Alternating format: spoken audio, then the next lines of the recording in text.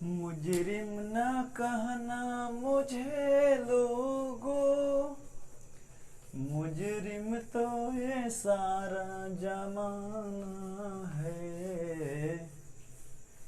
मुजरिम न कहना मुझे लोगों, मुजरिम तो ये सारा जमाना है।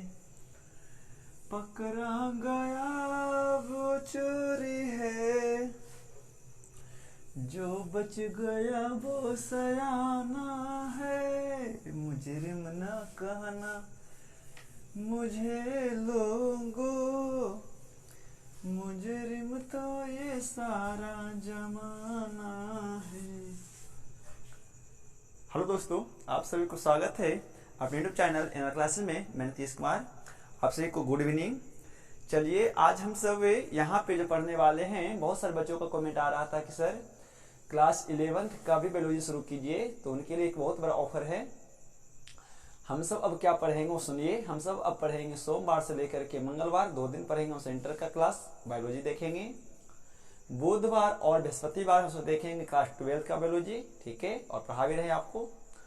और बृहस्पतिवार के बाद शुक्रवार, शनिवार और रविवार हम सब देखेंगे यहाँ पे क्लास 10 का मैथ, क्योंकि हम सब अभी तक के मूल रूप से क्लास 10 का ही मैथ पढ़ा रहे थे। लेकिन बहुत से बच्चों को कमेंट आ रहा था कि सर आप क्या कीजिए कि इंटर का भी बायोलॉजी पढ़ाइए, क्योंकि ऑफलाइन में हम सब इंटर के बायोलॉजी पढ़ाते हैं। तो इसीलिए हो सकता होगा कि बच्चों का कमेंट आ रहा होगा कि सर आप इंटर का बायोलॉजी शुरू कीजिए। तो हम सब आज इस वीडियो में इंटर के लिए हम सब बायोलॉजी शुरू करेंगे, बेसिक तथ्य हमको जानेंगे, ठीक है।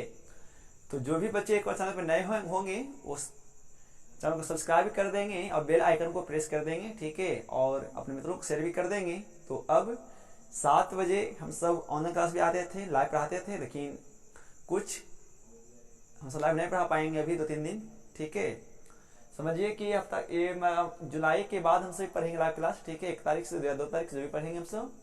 लेकिन ये जो टाइम रहेगा सोमवार, मंगलवार और बुधवार, ये आपको 3 दिन 2 दिन बोले ना, सोमवार और मंगलवार, इस दिन आपको मिलेंगे क्लास इंटर का फर्स्ट ईयर का बायोलॉजी चैप्टर वाइज। बुधवार और बृहस्पतिवार मिलेगा क्लास 10th और 12th का बायोलॉजी। और इसके बाद शुक्रवार से लेकर के शनिवार और संडेवार तीनों आपको मिलेगा क्लास 10th का मैथ। आइए हम सब यहाँ पे क्लास 11 के बच्चों के लिए शुरू करेंगे बायोलॉजी, ठीक है। बायोलॉजी क्या होता है, हम सब उसके बेसिक तथ्यों को जानेंगे, तभी आपको समझ में आएगा कि बायोलॉजी क्या होता है, हम सब बायोलॉजी क्यों पढ़ते हैं, ठीक है। चलिए, बायोलॉजी को पढ़ने से पहले हमें आपको ये ज्ञान होना चाहिए साइंस के बारे में।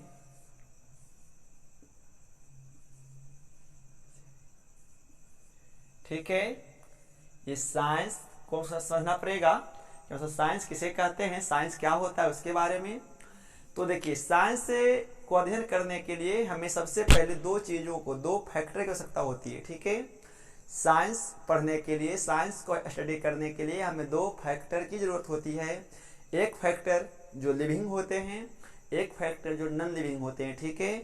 यानी हम सब कह सकते हैं क्या है कि साइंस में हम सब 2 चीजों को ही अध्ययन करते हैं, एक लिविंग होता है, दूसरा नॉन लिविंग होता है, ठीक है। यानी हम सब यहाँ पर बताएं तो साइंस जो है 2 फैक्टरों से मिलकर बना हुआ है, एक लिविंग है और दूसरा नॉन लिविंग है, ठीक है।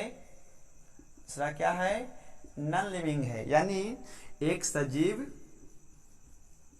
और दूसरा निर्जीव। यानी हम सबको यहाँ पे बच्चों क्या करना पड़ता है, तो हम सबको साइंस में 2 फैक्टर के बारे में पढ़ना होता है।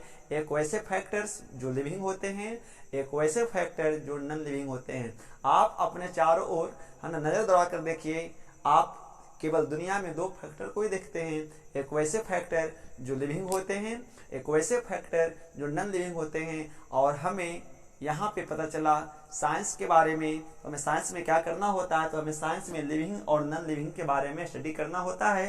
तो हम सब इसी को क्या कहते हैं, साइंस कहते हैं। यानी हम सब अब यहाँ पे साइंस की परिभाषा की बात करें तो सब क्या कह सकते हैं कि लिविंग और नॉन लिविंग फैक्टर के बारे में अध्ययन करना ही क्या कहलाता है, साइंस कहलाता है, विज्ञान कहलाता है, ठीक है। अब यहाँ पे लिविंग और नॉन लिविंग के आधार पे साइंस को कई ब्रांच में बांट दिया गया।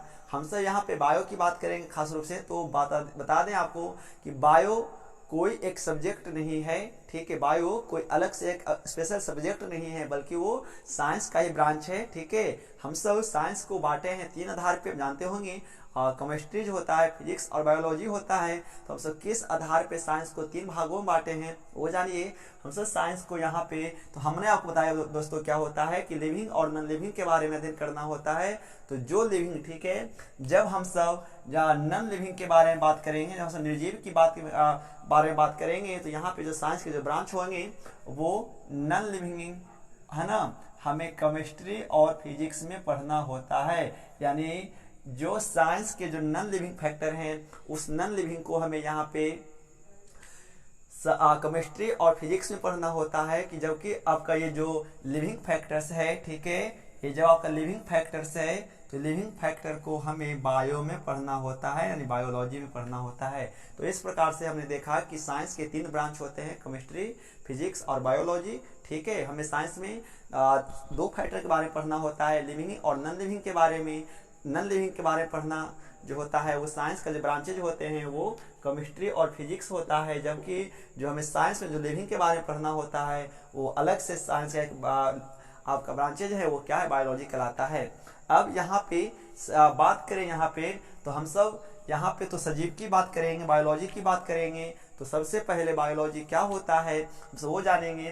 तो बायोलॉजी का मतलब होता है लाइफ, है ना, जीवन के बारे में स्टडी करना। हम सब जीवन के बारे में स्टडी करना ही क्या कहलाता है, बायोलॉजी कहलाता है, ठीक है। यानी अब जीवन की यदि बात करें तो जीवन का जो सबसे छोटा जो इकाई है, जो जीवन के लिए जो सबसे मूलभूत इकाई है ना, वो आपका क्या होता है, सेल होते हैं। यानी हम सब क्या कह सकते हैं, यानी कोशिका होता है, ठीक है।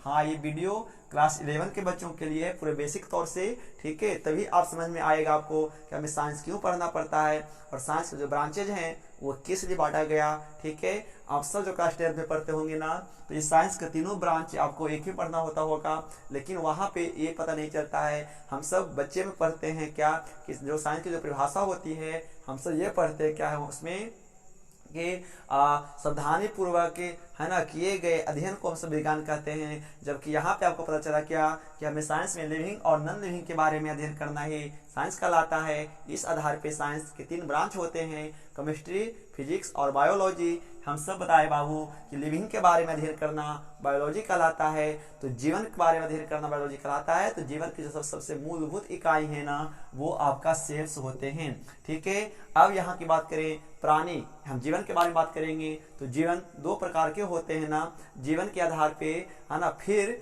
जीवन के आधार पे इस बायोलॉजी को भी 2 भागों में बांटा गया है। एक वैसे सजीव प्राणी जो गतिशील होते हैं, एक वैसे सजीव प्राणी जो स्थिर होते हैं। स्थिर होकर भी वो सजीव ही है, लेकिन फर्क उसमें ये होता है वो स्थिर रहते हैं, वो गतिशील नहीं होता है। और कुछ ऐसे प्राणी हैं सजीव में जो हमेशा सजीव तो हैं फिर भी वो गतिशील भी करते हैं। तो इस आधार पे बायो को 2 भागों में बांटा गया है। हमसे यहाँ पे बात करें बाबू, तो बायोलॉजी का जो पार्ट्स होते हैं, एक को हम सब जूलॉजी बोलते हैं, ठीक है, और हम सब एक को बोटनी कहते हैं। यानी सजीव प्राणी के आधार पे फिर यहाँ पर बायोलॉजी को 2 भागों में बांटा गया है, ठीक है। एक जूलॉजी होता है, एक बोटनी होता है। जूलॉजी में हमें जो पढ़ना पड़ता है वो प्राणी विज्ञान के बारे में पढ़ना होता है, जंतु विज्ञान के बारे में पढ़ना होता है। और जबकि हमें बोटनी में जो पढ़ना होता है वो हमें यहाँ पर बोटनी में हमें पेड़ पौधों के बारे में पढ़ना होता है। यहाँ तक क्लियर हो गया होगा, पेड़ पौधों के बारे में अध्ययन करना पड़ता है, यह ठीक है। तो इस आधार पे बायोलॉजी के 2 पार्ट्स बन गए, एक बोटनी, एक जूलॉजी।